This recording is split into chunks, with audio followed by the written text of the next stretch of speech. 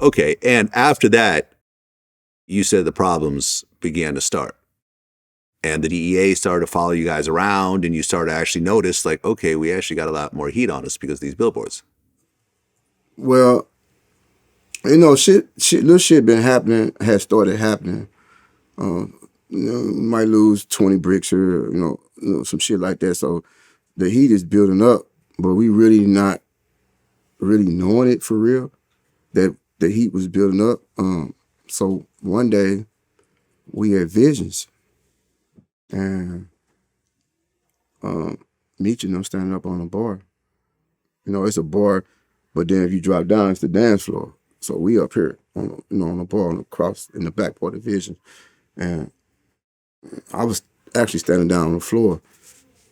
And he looked back like, Beezy, come up here. I'm like, man, I'm cool, bro. I'm gonna stay right here. I'm like, man, come on up here. So I like, fuck it. Bro said, come up there, I'm going. I went up there, stood on the bar, I'm chilling with him, we talking and shit. So I'm just looking around, but I'm bobbing my head. I'm looking around like, I see like 5, 6, 7 people just drinking beers. All different races, black, white, Asian. It's just, they drinking beers, but they drinking beers standing in the middle of the dance floor with people dancing all around them, and they just looking at us, drinking beers. So I hit bro like, hey. I'm like, bro, just glance through the right in front of us on the floor, and it's like 6 people looking at us. They not dancing nothing, bro. Like I'm whispering it to him, like, they ain't dancing nothing. Like, he look at me, he like, man, fuck him. He started gangbanging on him. I said, hey, man, I'm finna get down. You know what I'm saying? So I got down off the same. I went back in the corner store smoking my little blunt in the corner with the other little homies and shit, man. But that day right there, I knew we got a problem coming. You know what I'm saying? Man, it came. Well, then a series of events started to happen. Doc Marshall, who is essentially the CFO for BMF, he was laundering a bunch of the money for you guys, and he was working with both Meech and Southwest T. A home invasion happened, and he ended up killing the guy who was the home invader.